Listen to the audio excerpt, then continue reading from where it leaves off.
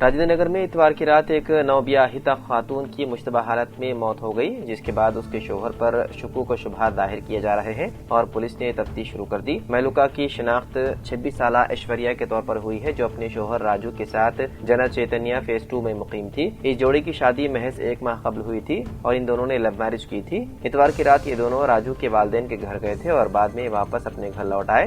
اطلاعات کے مطابق گھر پہنچنے کے کچھ ہی دیر بعد ایشوریا کو دورے پڑے اور وہ بے ہوش ہو کر گر پڑی۔ اسے فوری طور پر اسپتال منتقل کیا گیا، جہاں ڈاکٹروں نے بعد معائنہ اسے مردہ قرار دیا۔ وہیں دوسری جانب ایشوریا کے والدین نے اپنے داماد راجو پر بیٹی کے قتل کا الزام عائد کیا۔ ان کا دعویٰ ہے کہ ایشوریا کو گلا گھونٹ کر مارا گیا۔ والدین کے مطابق راجو کا تعلق ناگر کرنول ضلع سے ہے، جبکہ ایشوریا محبوب نگر ضلع کی رہنے والی تھی اور دونوں نے اہل خانہ کی مرضی کے خلاف شادی کی تھی۔ متوفیہ کے والدین کی شکایت پر راجندر نگر پولیس نے مقدمہ درج کر لیا اور مختلف زاویوں سے تحقیقات کی جا رہی ہے۔ پولیس حکام کا کہنا ہے کہ موت کی اصل وجہ پوسٹ مارٹم رپورٹ آنے کے بعد ہی واضح ہو سکے گی۔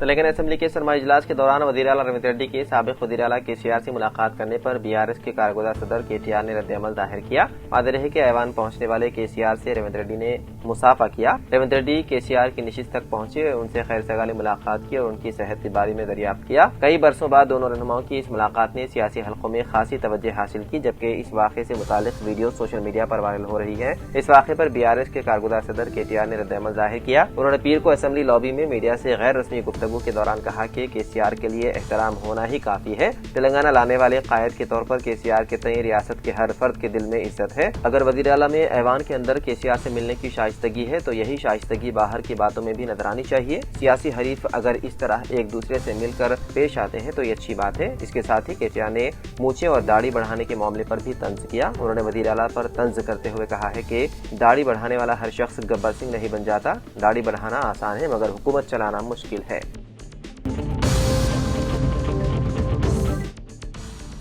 خیرآباد کے رکن اسمبلی دانم ناگیندر نے اپنے حلقے میں ممنوعہ چینی مانجھے کی فروخت کا سراغ دینے والے مصدقہ اطلاع پر 5000 روپے انعام دینے کا اعلان کیا۔ انہوں نے خبردار کیا ہے کہ چائنیز مانجھا انسانی جانوں اور پرندوں کے لیے انتہائی خطرناک ہے اور اس کی فروخت کو کسی بھی صورت میں برداشت نہیں کیا جائے گا۔ MLA نے وعدے کیا ہے کہ جو بھی شخص چینی مانجھا فروخت کرتے ہوئے پایا گیا اس کے خلاف فوجداری کارروائی عمل میں لائی جائے گی۔ دانم ناگیندر نے کہا ہے کہ اطلاع دینے والوں کی شناخت مکمل طور پر خفیہ رکھی جائے گی اور جو اطلاع درست ثابت ہوگی اس اطلاع دہندے کو نقد 5000 روپے انعام دیا جائے گا۔ انہوں نے عوام سے اپیل کی ہے کہ وہ اس خطرناک مانجھے کی فروخت کی اطلاع دے کر نہ صرف قانون نافذ کرنے والے اداروں کا ساتھ دے بلکہ انسانی جانوں اور بے زبان پرندوں کے تحفظ میں بھی اپنا کردار ادا کریں۔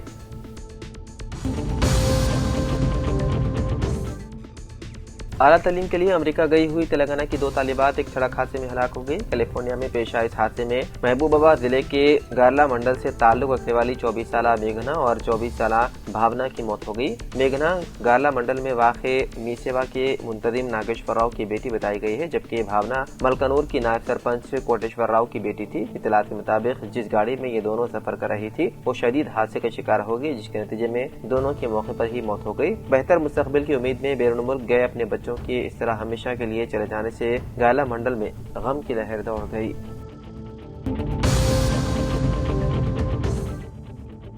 حیدرآباد شہر کو صاف ستھرا بنانے کے مقصد سے GHMC کی جانب سے پورے شہر میں خصوصی صفائی مہم شروع کی گئی ہے۔ اس مہم کے پہلے ہی دن میونسپل کمشنر RV کنر نے قسمت پور اور نارسنگی کے علاقوں کا اچانک دورہ کر کے صفائی کاموں کا معائنہ کیا۔ معائنے کے دوران کمشنر نے فیلڈ لیول کے عہدیداروں کو سخت ہدایت جاری کی کہ اس خصوصی مہم کو انتہائی مؤثر طریقے سے نافذ کیا جائے۔ انہوں نے زور دیا ہے کہ صفائی کے معیار میں کوئی سمجھوتہ نہ کیا جائے اور عوامی مقامات کو کچرے سے پاک رکھا جائے۔ تمام زونل کمشنرز اور ڈپٹی کمشنرز کو ہدایت دی گئی ہے کہ وہ اپنے اپنے علاقوں میں جاری اس خصوصی مہم کی خود نگرانی کریں۔ مہم کے پہلے دن فٹ اوور بریجز کی صفائی پر خصوصی توجہ دی گئی تاکہ راہگیروں کو صاف ستھرا راستہ میسر آ سکے۔ سڑکوں پر جھاڑو کش، نالوں کی صفائی اور کچرے کی بروقت منتقلی کو یقینی بنانے اضافی عملہ اور مشنری تعینات کی گئی ہے۔ بلدیہ کے حکام نے عوام سے بھی اپیل کی ہے کہ وہ اس مہم میں تعاون کریں اور شہر کو صاف رکھنے میں اپنا کردار ادا کریں۔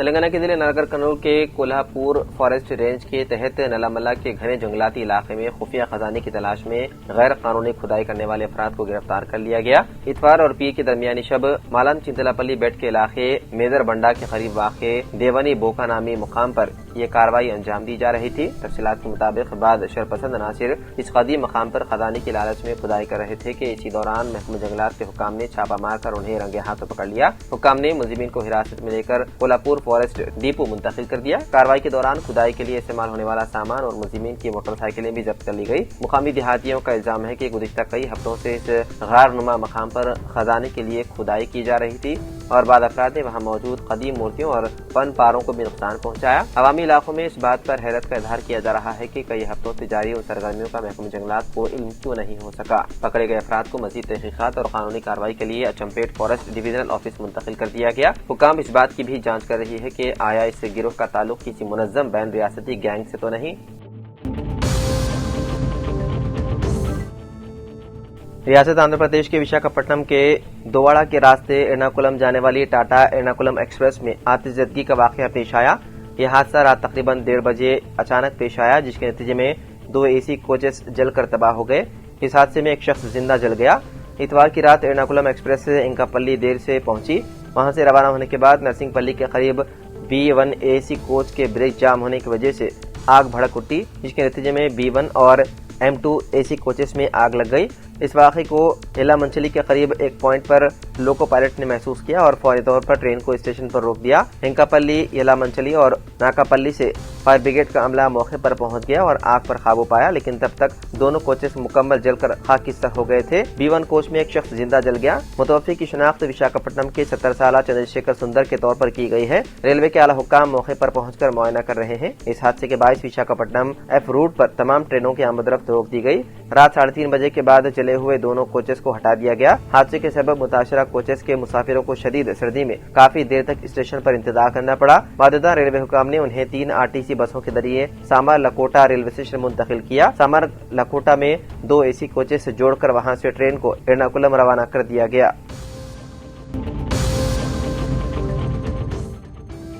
اتر پردیش کے ضلع رامپور میں ایک دلخرا سڑک حادثہ پیش آیا، جہاں نینی تال نیشنل ہائی وے پر بھوسے سے لدا ایک ٹرک بے قابو ہو کر بادو سے چلتی ہوئی بولیرو کار پر الٹ گیا، جس کے نتیجے میں بولیرو کار کا ڈرائیور موقع پر ہی جاں بحق ہو گیا، جس کی شناخت فراست کے نام سے ہوئی ہے۔ یہ حادثہ گنج پولیس اسٹیشن حدود میں پہاڑی گیٹ کے قریب پیش آیا۔ پولیس کے مطابق ہائی وے پر گزرنے کے دوران بھوسا لے جانے والا ٹرک اچانک اپنا توازن کھو بیٹھا اور بازو سے گزر رہی بولیرو کار پر جا گرا۔ ٹکر اتنی شدید تھی کہ بولیرو ڈرائیور نے موقع پر ہی دم توڑ دیا۔ حادثے کی اطلاع ملتے ہی ضلع رامپور کے پولیس سپرنٹینڈنٹ ودیا ساگر مشرا قریبی پولیس اسٹیشن کے عملے کے ساتھ موقع پر پہنچے۔ JCB کی مشین کی مدد سے شدید طور پر تباہ شدہ بولیرو سے نعش کو باہر نکالا گیا۔ بعد قانونی کارروائی مکمل کرنے کے بعد نعش کو پوسٹ مارٹم کے لیے ضلع اسپتال منتقل کر دیا گیا۔ میڈیا سے بات کرتے ہوئے SP ودیا ساگر مشرا نے بتایا ہے کہ حادثے کے فوراً بعد راحت و بچاؤ کارروائیاں شروع کر دی گئی۔ انہوں نے وعدہ کیا ہے کہ بولیرو میں صرف ایک ہی شخص موجود تھا اور ٹرک یا بھوسے کے نیچے کسی اور کے دبے ہونے کے شواہد نہیں ملے۔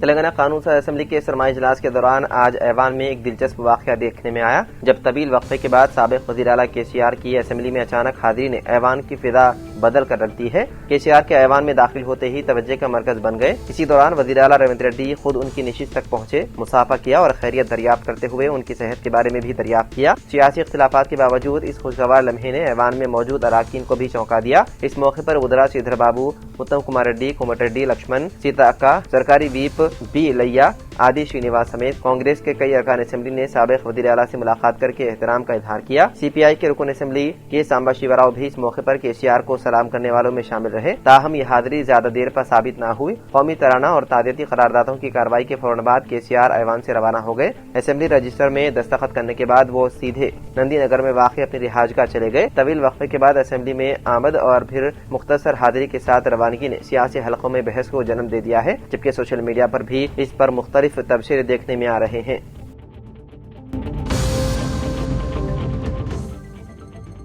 سرد ہواؤں کے اثر سے گریٹر حیدرآباد میں درجہ حرارت معمول سے کم ہو رہا ہے، جس کے باعث شہر میں سردی کی شدت بڑھ گئی ہے۔ ہفتے کی رات سے اتوار کی صبح تک شہر میں کم سے کم درجہ حرارت 13.2 ڈگری سیلسیس اور زیادہ سے زیادہ درجہ حرارت 27.2 ڈگری سیلسیس ریکارڈ کیا گیا، جبکہ ہوا میں نمی کی مقدار 52% रही। ये जानकारी हैदराबाद महकमा मौसमियात के अहदेदारों ने दी है।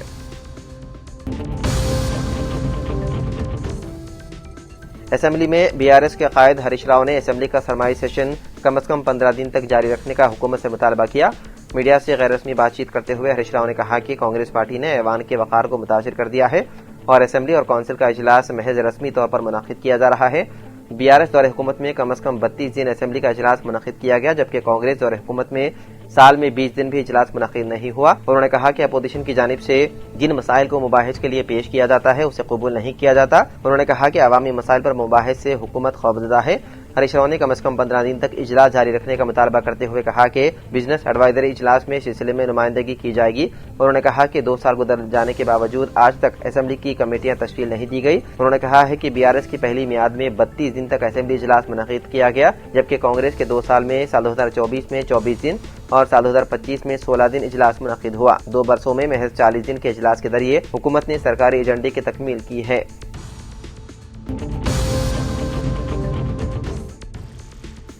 85वीं कुल हिंद सनती नुमाइश का आगाज 1 जनवरी साल 2026 से होगा और 45 दिनों तक ये सनती नुमाइश हस्ब रिवायत काम करेगी। मुजव्विदा नुमाइश के औकात, सहूलतों, स्टॉल्स और हिफाजती इंतजाम के मुतालिक तफसीलात पेश करते हुए सदर नुमाइश सोसाइटी डी श्रीधर बाबू ने बताया है कि 85वीं कुल हिंद सनती नुमाइश का टिकट फी कस 50 रुपए रहेगा और सोसाइटी की जानिब से गाड़ियों की पार्किंग के मुफ्त इंतजाम रहेंगे। इसके अलावा शाम 4 बजे से रात 10:30 बजे तक, हफ्ता और इतवार और तातीलात के दौरान शाम 4 बजे तक रात 11 बजे नुमाइश काम करेगी। शहर के नवाही इलाकों से भी खुसूसी बसें नुमाइश के लिए चलाई जाएंगी। हिफाजती इंतजाम और नुमाइश के दौरान मसनूई रहानत का इस्तेमाल किया जाएगा। उन्होंने कहा है कि नायब वज़ीर आला तेलंगाना मल्लू भट्टी विक्रमार्का के हाथों नुमाइश का इफ्तिताह अमल में आएगा, जबकि इफ्तिताही तकरीब मेहमान खुसूसी की हैसियत से रियासती वजीर कोमट रेड्डी वेंकट रेड्डी शिरकत करेंगे। इसके अलावा 1050 स्टॉल्स और नुमाइश का मुशाहिदा करने वालों की हिफाजत के लिए 106 सिक्योरिटी एहलकारों को तैनात किया जा रहा है। उन्होंने नुमाइश को तेलंगाना बिलखुसूस हैदराबादी तहजीब का एक अहम मरकज करार दिया और कहा कि तेलंगाना में छोटी सनत, घरेलू सनत पर मुश्तमिल मसनूआत भी नुमाइश के लिए यहाँ पर दस्तयाब होते हैं।